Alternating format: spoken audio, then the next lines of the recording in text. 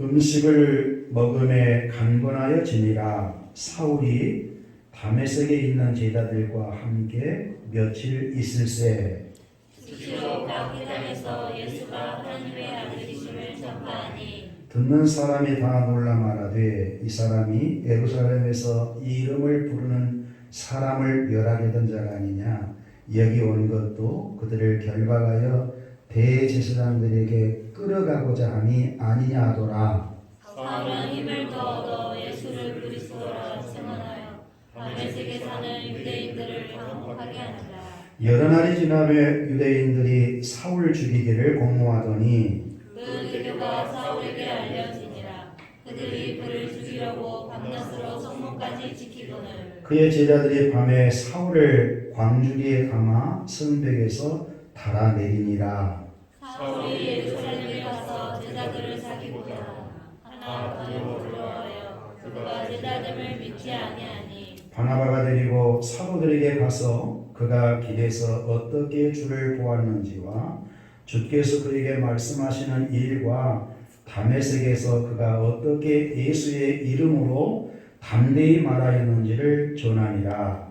사울이 제자들과 함께 있어 예루살렘에 출입하며 또 주 예수의 이름으로 담대히 말하고 헬라파 유대인들과 함께 말하며 변론하니 그 사람들이 죽이려고 힘쓰거늘 형제들이 알고 가이사라로 데리고 내려가서 다소로 보내니라. 그리하여 온 유대와 갈릴리와 사마리아 교회가 평안하여 등등히 서가고 주를 경외함과 성령의 위로로 진행하여 수가 더 많아지니라. 아멘. 요한복음 13장 34절 35절에 보면 세 계명을 너희에게 주노니 서로 사랑하라. 내가 너희를 사랑한 것 같이 너희도 서로 사랑하라. 내가 서로 사랑하면 이로써 모든 사람이 너희가 내 제자인 줄 알리라. 여러분이 잘 아는 말씀이지요. 복음을 믿음으로 구원받고 새 계명을 받은 새 언약 백성들의 모임이 교회입니다. 교회는 서로 사랑하는 사람들의 모임이지요. 맞습니까? 구원의 공동체, 사랑의 공동체. 옆 사람을 봅시다. 사랑합니다. 사랑합니다. 서로 사랑해야 돼요. 당신이 있어 고맙습니다. 이런 마음을 평생 가졌으면 좋겠어요. 손잡아준다고 넘어지지 않는 건 아니지만 손 내미는 당신이 있어 고맙습니다. 응원한다고 삶이 힘들지 않는 건 아니지만 힘내라는 당신이 있어 고맙습니다. 응원한다고 삶이 힘들지 않는 건 아니지만 힘내라는 당신이 있어 고맙습니다. 일으켜준다고 상처가 아무는 건 아니지만 흩어주는 당신이 있어 고맙습니다. 목마르다고 당장 숨어가는 건 아니지만 물 챙겨주는 당신이 있어 고맙습니다. 말 한마디 안 한다고 우울해지는 건 아니지만 말 건네는 당신이 있어 고맙습니다. 우리 서로를 보십시다. 당신이 있어 고맙습니다. 당신이 있어 고맙습니다. 네, 사랑하며 살아도 부족한데 미워할 것 없지 않아요? 예, 사랑으로 사는 여러분 되었으면 좋겠습니다. 아멘. 예, 사울이 다메섹 도상에서 부활하신 예수님을 만나 회심하고 유대교에서 기독교로 개종한 사건은 이방 땅에 살고 있는 우리에게는 복음만큼이나 기쁜 소식인 것입니다. 예수님은 땅끝에 살고 있는 이방인들에게 온전한 복음을 전파하게 하려고 사울을 택하시고 이방인의 사도로 소명한 것입니다. 사도행전 9장 15절에 보면 주께서 이르시되 가라, 이 사람은 내 이름을 이방인과 임금들과 이스라엘 자손들에게 전하기 위하여 택한 나의 그릇이라. 택한 나의 그릇이라.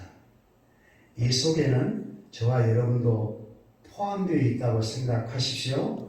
손 내밀고 가슴에 자기를 지져가면서 택한 나의 그릇이라. 택한 나의 그릇이라. 예, 내리세요.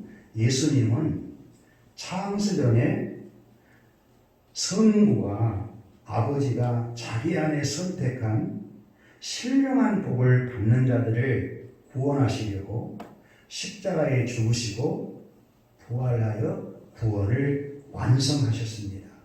그리고 성령을 보내어 복음을 믿는 택한 자들을 구원해 내십니다. 사람을 구원하는 사역은 성부, 성자, 성령님의 계획이요 하나님의 은혜로우신 사역인 것입니다. 예수님이 자기 안에 있는 택한 백성들을 구속하기 위해서 얼마나 완전하게 구속을 완성하셨나. 히브리서 9장 12절에 보면 염소와 송아지의 피로 하지 아니하고 오직 자기 피로 영원한 속죄를 이루사 단번에 성소에 들어가셨느니라. 자기 피로 영원한 속죄를 이루셨다. 다시는 피의 제사를 드릴 필요가 없다는 것입니다. 또 히브리서 10장 14절에 보면 그가 거룩하게 된 자들을 한 번의 제사로 영원히 온전하게 하셨느니라. 그가 예수가 자기 안에 거룩하게 된 자들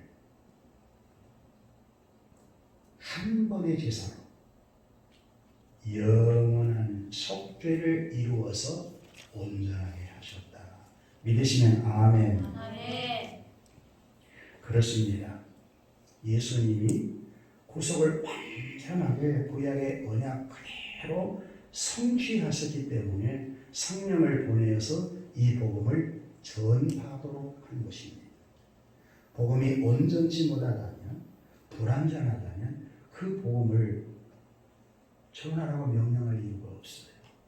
완전하고 믿으면 구원받으니까 복음을 전하라고 하는 것입니다. 근데 전할 때 우리 보고 전하라고 하면 능력이 없어 안 돼요. 그래서 성령님을 약속한 것입니다. 사도행전 1장 4절부터 5절에 보면 사도와 함께 모이사 그들에게 분부하여 이르시되 예루살렘을 떠나지 말고 내게서 들은 바 아버지께서 약속하신 것을 기다리라. 요한은 물로 세례를 베풀었으나 너희는 몇 날이 못되어 성령으로 세례를 받으리라. 몇 날이 못되어 성령을 세례로 받으리라. 성령으로 세례를 받는 사람이 구원받는 자이거든. 이런 자를 통하여서 복음의 증인으로 세우는 것입니다.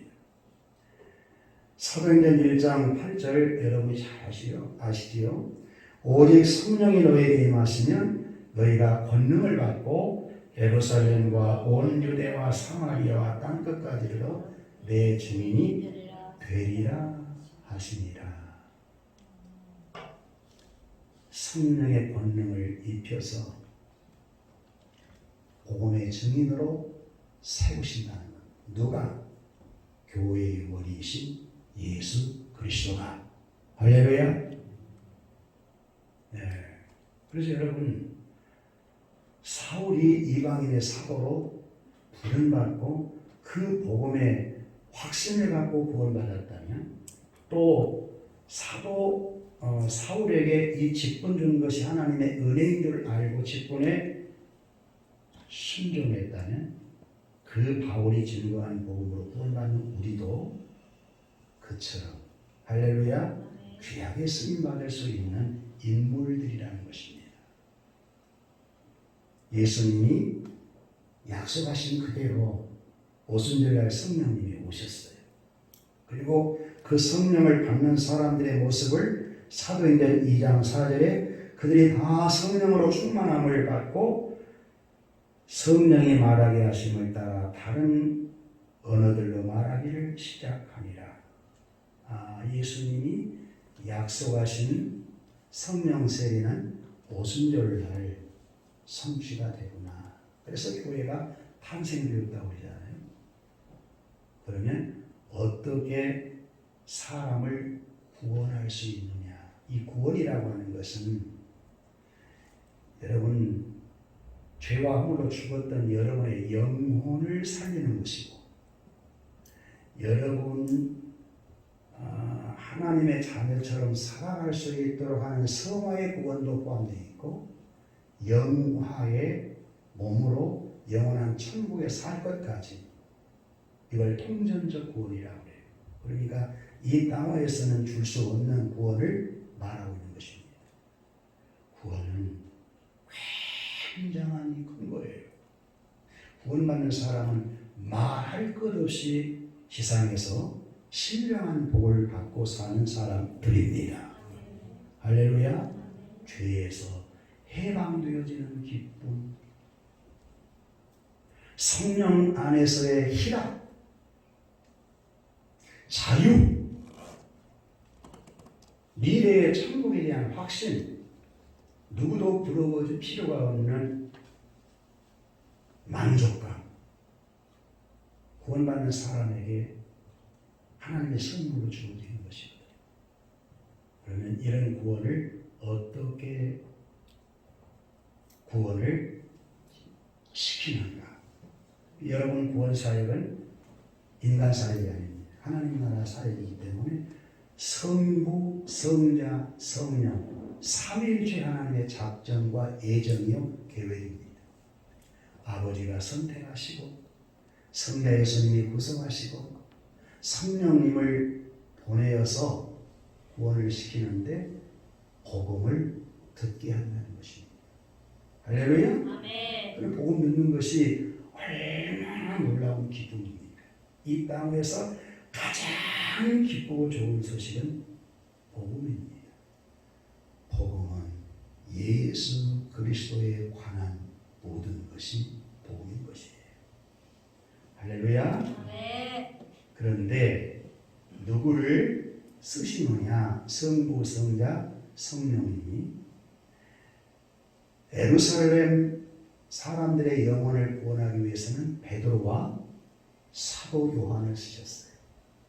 그리고 스데반 집사의 순교를 당하게 했습니다. 온 유대에 살고 있는 자들의 영혼을 구원하기 위해서는 초대교회의 성도들을 교회를 박해해서 흩어버림으로 말미암아 흩어진 그들이 복음을 듣고 구원받았기 때문에 가는 곳마다 복음을 전하여서 온 유대에 복음이 전파되게 하셨습니다. 할렐루야. 이 복음을 전해준 자들이 유대에 살고 있는 자들에게 기쁜 소식이 전해 주었으면 고마워요, 안 고마워요? 고맙지요. 그래서 여러분 복음을 증거하는 증인들은 굉장히 귀한 분들이에요. 전도하는 분들은 귀한 분들인 줄 알아야 돼요. 아무나 전도하는 것이 아니에요. 전도하는 사람은 성부 하나님의 선택을 입어야 돼요. 그리스도의 온전한 구속을 받아야 돼요. 성령으로 거듭나야 돼요. 하나님의 자녀라고 하는 징표가 안에 있을 때 내 그릇 안에 담겨진 복음을 자랑할 수 있는 것입니다. 할렐루야. 아멘. 예. 그리고 사마리아 땅의 복음을 전하기 위해서는 빌립 집사를 사용하셨어요. 맞지요? 그리고 그곳에 예배하러 왔던 이디오피아 네시에게 복음을 전하게 하므로 아프리카에 살고 있는 자들까지라도 하나님은 구원의 대상이 된다는 것을 알려주었어요. 그리고 이방인 땅에 살고 있는 자들도 택한 자가 있어요, 없어요? 있지요. 유대인들은 전혀 자기들만 언약 백성이라고 고집피고 있지만 교만해 있지만 하나님의 작정은 창세전 영원 때 계획이 있었다는 거예요. 이방 속에 살고 있는 저와 여러분을 구원하려고 사울을 세워줬다는 거예요. 맞습니까? 아멘. 사울이 이방인들에게 복음을 전하는 증인이 되기 때문에 이방인 땅에 살고 있는 우리들에게는 예수님의 12제자보다 사도 바울의 영성이 더 가깝지요. 더 고맙지요. 그렇지요. 아멘. 그래서 여러분 이 앞전 시간에는 사도행전 강론으로 계속 들어가 보십시다. 사도행전 9장은 사울을 개종시켜서 이방인의 사도로 삼으려고 하는 예수님의 계획이 성령으로 실현되어지는 내용을 보고 있거든요. 다 머리이신 예수님이 사도행전 1장에 약속했어요, 안 했어요? 약속했지요. 할렐루야. 아멘. 오순절날 성령 보낼 것이다. 두 번째 약속, 복음이 땅 끝까지 전파될 터인데 순서는 예루살렘, 유대, 사마리아 땅 끝. 그래서 두 번째 약속은 예수님이 재림이 오실 때까지 성취되어가는 과정 속에 인류가 진행되는 겁니다. 아멘. 그렇게 아셔야 돼요. 그리고 그렇게 믿어야 돼요. 우리는 모르는 가운데서도 성령님은 택한 백성들을 불러내고 있어요. 할렐루야. 아멘. 여러분, 사울이 교회를 장렬하려고 살기가 등등하고 얼마나 열정이 대단했던가요. 그런데 다메섹 도상에서 부활하신 예수님을 만나고 거꾸로져 버렸어요. 세상에 그렇게 살기 등등한 자고 교회를 장렬하려고 했던 자가 빛을 보니까 거꾸로졌다. 사람은 거꾸로져야 되거든요. 거꾸로지지 아니하면 새롭게 일어날 수 없어요. 사울이 거꾸로져야 바울로 나올 수 있는 것입니다. 사울의 체험은 똑같은 체험은 아니지만 다 구원받으려면 그런 체험을 경험을 해야 돼요. 부활하신 예수 그리스도를 만나기 전에 십자가에 죽으신 예수님을 만나야 되거든요. 아멘인가요? 아멘. 그리스도 안에서 여러분이 선택받았는데 예수님이 여러분의 원죄와 자본죄를 걸머지고 죽으실 때 우리 옛사람이 바울의 고백에는 죽었다 그렇게 고백하거든요. 사울은 그걸 체험한 거예요. 그리고 부활의 주님을 만났다고 하는 것은 새 생명으로 거듭났다. 죄인이 의인이 되어 하나님을 향하여 영원한 천국을 향하여 살게 되었다고 하는 사인인 것입니다. 부활을 만나는 사람은 정말 복된 분이에요. 부활의 주님을 만나고 사는 사람들은 행복한 사람들입니다. 믿으시면 아멘. 아멘. 그리고 사울은 부활하신 주님을 만나고 눈이 실명되어 버려요. 음성까지 듣습니다. 사울아 사울아. 놀라운 것은 사울과 같은 일행들이 있었거든요. 근데 일행들은 소리는 들어요. 근데 그들은 부활의 체험을 못해요. 부활하신 주님을 못 만나요. 그 가운데서도 같은 일행 가운데서도 사울처럼 택해놓은 자가 구원을 받아요. 할렐루야. 아멘. 예, 얼마나 놀라운 일입니까? 그리고 눈이 실명되어 있을 때 주님을 만나게 되죠. 뉘시니까 네가 핍박하는 예수다. 그래서 죄인인 줄 알아요. 이 사울은 율법 아래서 율법 주의에 빠져있기 때문에 대단히 공로주의자거든요. 율법에 흠이 없는 줄 알았는데 예수를 핍박하는 것이 얼마나 큰 죄인 줄을 알았다. 다메섹에 피해 있는 예수 믿는 사람을 잡아다가 예루살렘 감옥에 넣으려고 하는 자체가 얼마나 죄인인가를 깨달아요. 금식기도 하면서. 누구십니까? 네가 핍박하는 예수다. 지금 다메섹에 예수 믿는 사람을 잡으러 가는데 예수 믿는 사람을 핍박하는 것은 교회가 주님 몸이니까 예수를 박해하는 것과 똑같이 보는 것이구나. 교회를 잔멸하려고 하는 것은 예수님의 몸뚱아리를 망쳐버리려고 하는 것과 같은 죄구나. 얼마나 큰 죄입니까? 몰라서 그렇지. 할 말이 없지요. 그리고 예수님이 두말할 것 없이 내가 아나니아를 너에게 보낼 터인데 그가 네가 해야 될 일을 말하게 될 것이다 하고 예수님은 떠나죠. 그리고 아나니아라고 하는 사람이 하나님의 음성을 들어요. 집가에 가면 사울이라고 하는 자가 금식 중이다. 기도하고 있다. 가서 안수해 주어라. 주님, 그 자는 무슨 자입니다. 만날 수가 없어요. 소문 듣고 다 숨어 있는 상황인데 일어나 가라는 거예요. 여러분, 예수님은 누구십니까? 예수님은 창조주십니다. 예수님이 누구십니까? 예수님이 죄에 대한 모든 심판할 수 있는 권세를 갖는 분이에요. 한 권세를 갖는 분입니다. 그분이 누구십니까? 그분은 구원자이십니다. 가라. 그가 내 일을 위해서 앞으로 수고해야 되는데 수고는 이루 말할 수 없는 수고를 할 것이다. 그러면서 아나니아에게 그는 택한 나의 그릇이라고 알려주는 것이죠. 그리고 엄청 복음으로 인하여서 고난을 받을 것을 예견을 해줍니다. 뒤에 보면 사울이 복음을 전하는데 얼마나 많은 수고를 하는지 몰라요. 이루 말할 수 없는 고난을 당해요. 근데 알아요.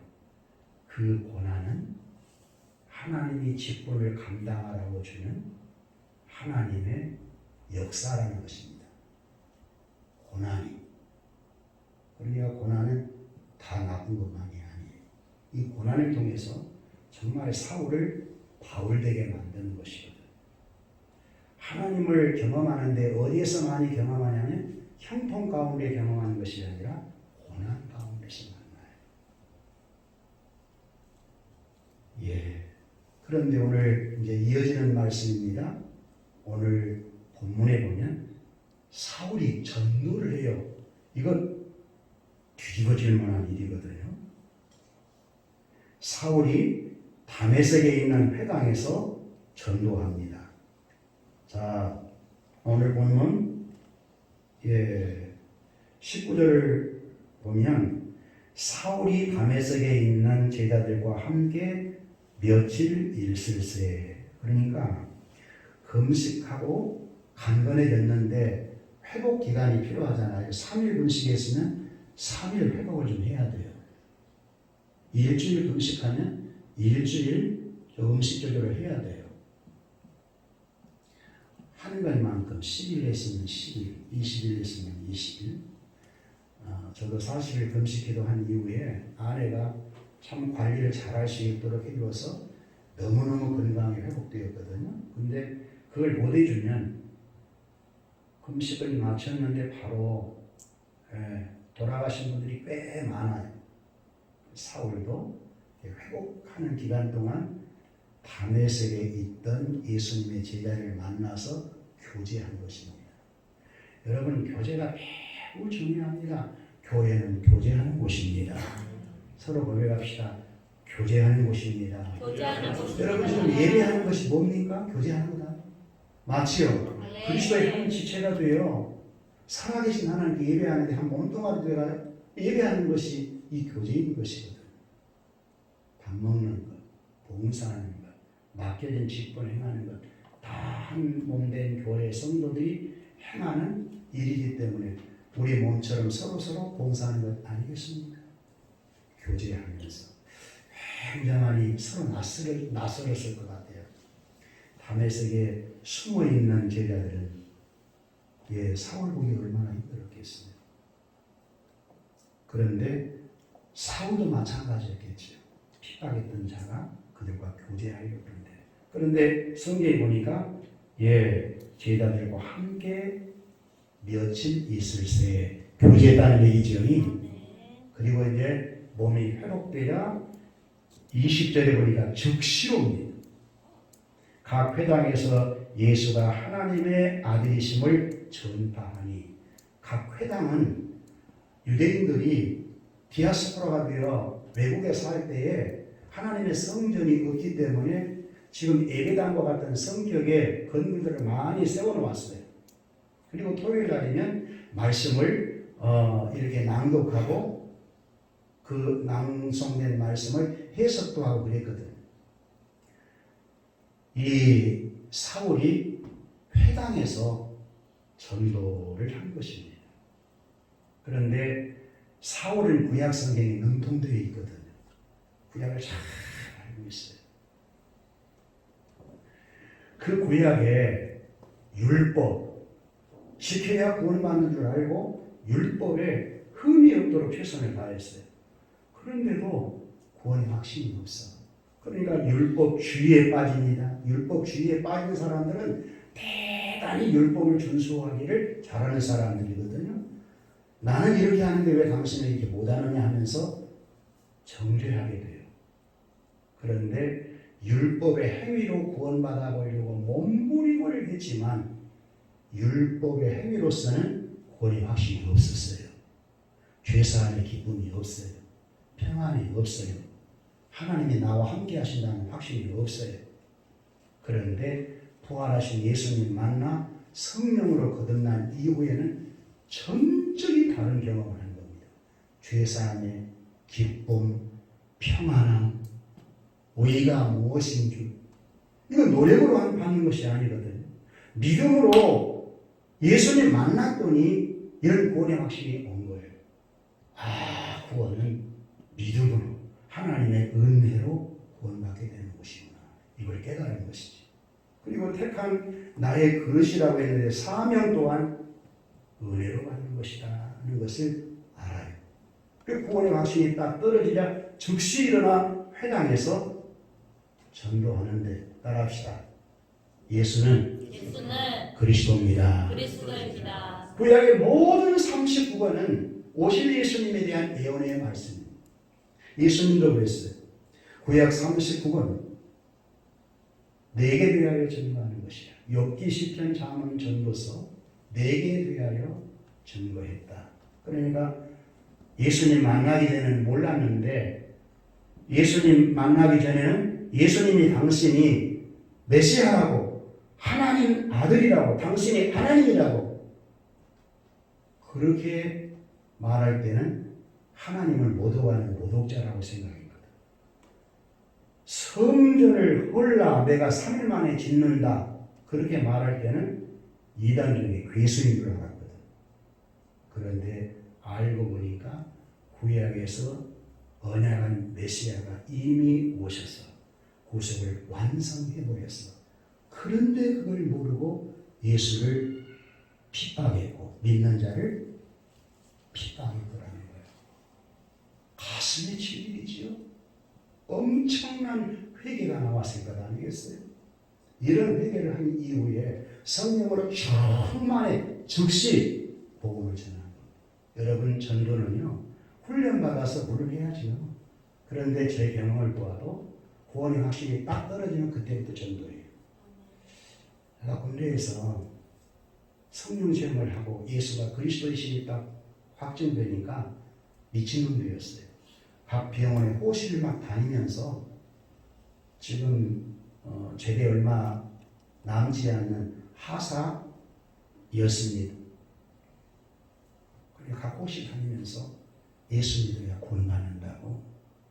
그러니까 나를 보고 막 혀를 참 사람도 있을 정도로 그랬거든요. 예수를 믿고 구원받아 버리면 그래요. 전과 후가 예수님이 이 태어나실 때가 B시고 예수님이 태어나신 이유가 A인 것처럼 바뀌어져 버려. 과거와 현재가 바뀌어져. 이런 사람은 틀림없이 구원받는 사람. 할렐루야. 네. 하나님의 은혜가 있는 사람.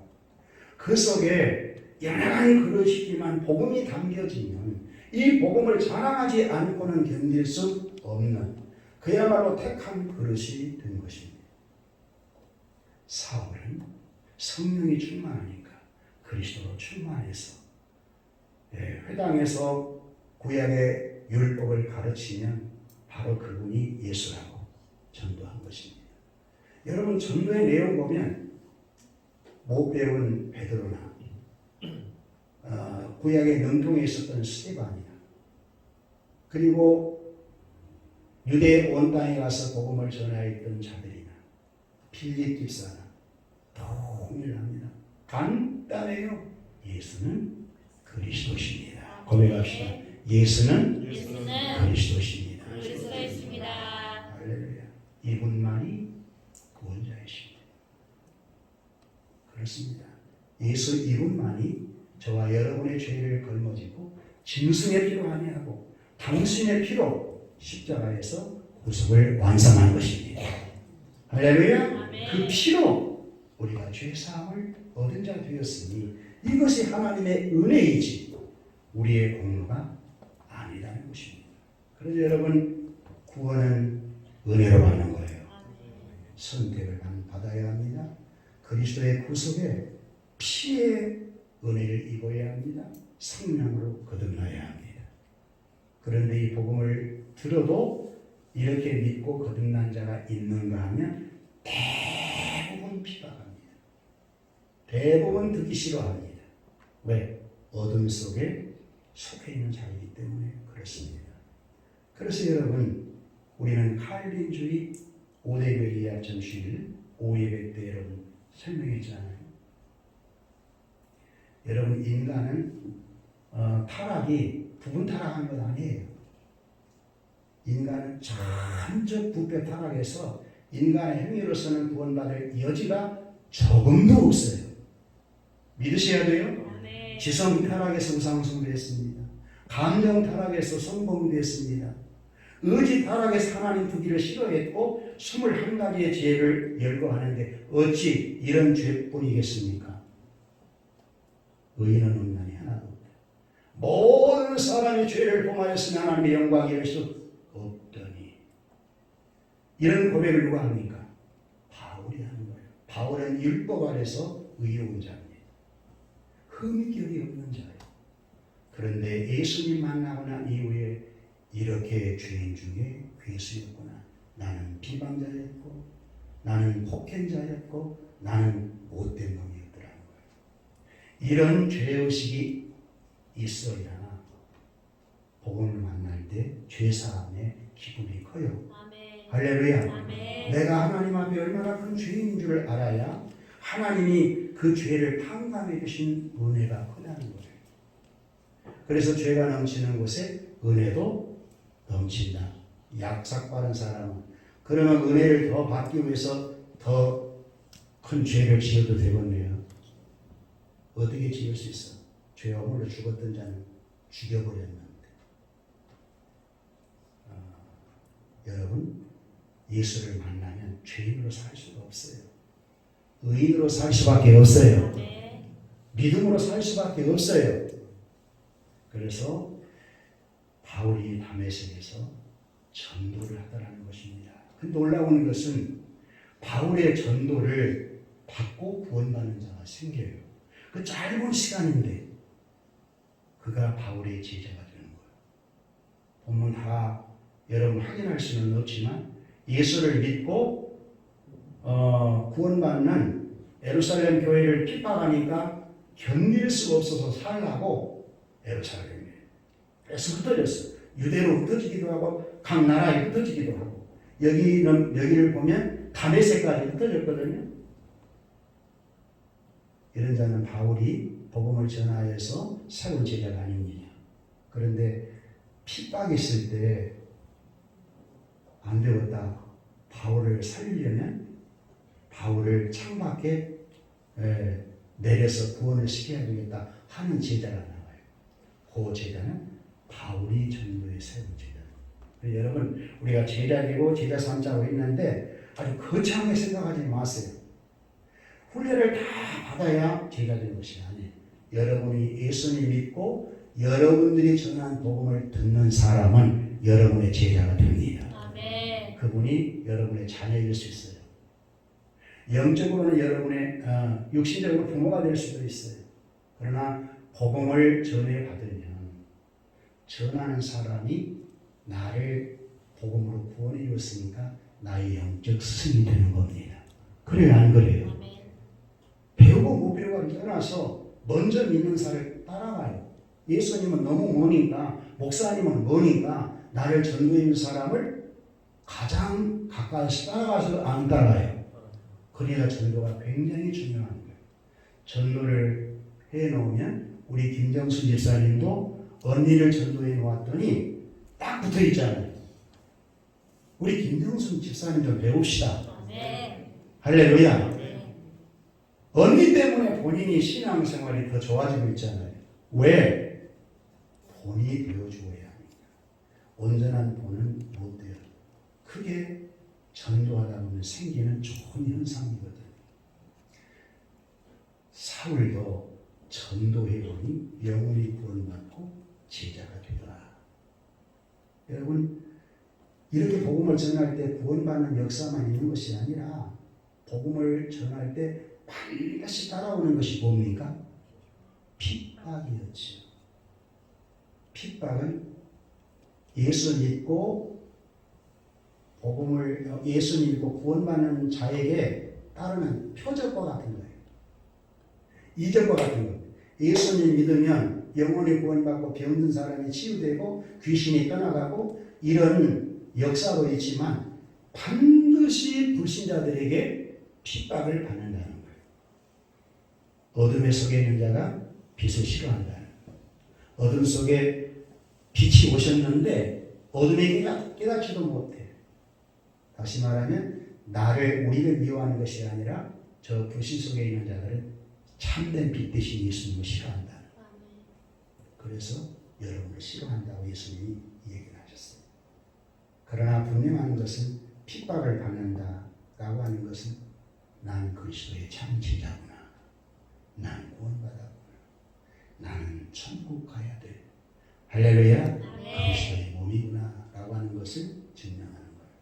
이 불신자들이 바울과 이 논쟁이 안 되는 겁니다. 그러니까 이 다메섹의 왕과 왕객들을 부탁해가지고 사울을 잡으려고 하니까 성을 지키더라고 말이에요. 그럴 때 바울을 피하도록 하는 내용이 나와요.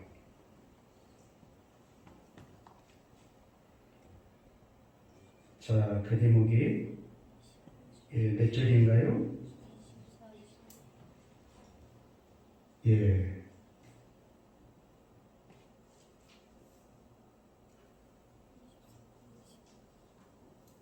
예, 25절입니다. 25절 다 같이 읽을까요? 시작. 그의 제자들이 밤에 사울을 광주리에 담아 성벽에서 달아내리니라. 그의 제자들이 사울의 제자지요. 맞지요? 이 짧은 기간 동안에 바울이 전한 복음을 듣고 구원받는 자가 제자가 되더라는 것입니다. 그러니까 자기 복음을 전하기 때문에 스승 아닙니까? 밤에 사울을 광주리에 담아 성벽에서 달아 뭐다니라 내리니라. 그리고 이제 예루살렘에 갔어요. 사도들과 좀 사귀어보려고. 그런데 예수님의 12제자들이 사울 만나기가 여러분 어때요? 부담스럽겠습니까? 아주 만나기가 쉽겠습니까? 사울은 잘난 사람이에요. 예수님의 12제자는 교회 안에서만 높임받는 분들이지 세상 속에서는 어때요? 실패자들이거든. 안 만나려고 하는 것이죠. 그러니까 이 사울은 예수님 만나 너무너무 좋아할 것 같은데 갈등이 생기는 겁니다. 그럴 때 바나바가 딱 등장해요. 이 바나바는 여러분 사도행전에 그 소개되었던 분이지요. 예, 사도행전 4장 36절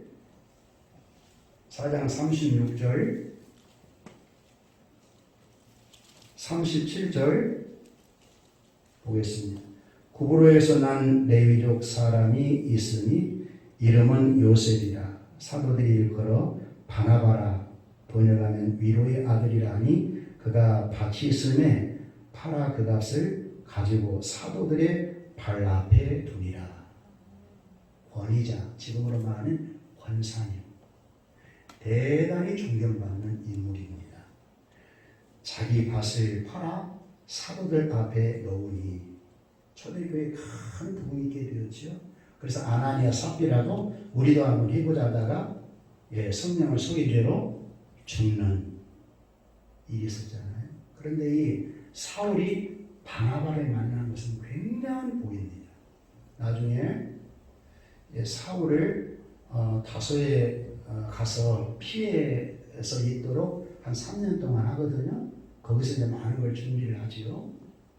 많이 3년 동안 다소에서 복음에 대한 재정비를 했어요. 그런데 바나바가 안디옥 교회에 목회자가 좀 부족하다 싶을 때 찾아가서 자기와 동역하지 않습니까? 그리고 최초의 선교사가 되는 것입니다. 이 바나바 때문에. 여러분, 예수님 만나면 우리 일생의 대박입니다. 그리고 좋은 만나면 좋은 바나바와 같은 믿음의 형제를 만나는 것입니다. 여러분, 신앙생활에 같이 믿음의 식구를 만나는 것은 복이거든요. 여러분에게 바나바와 같은 인물이 있기를 축복합니다. 아니, 여러분들이 바나바가 되어주세요. 권위자가 되어주시고 바울이 어려울 때 도와주시고. 그래서 바울이 복음을 전하는 것으로 최선을 다하려고 하는데 그럴수록 핍박이 커지니까 뭘 깨달았겠어요?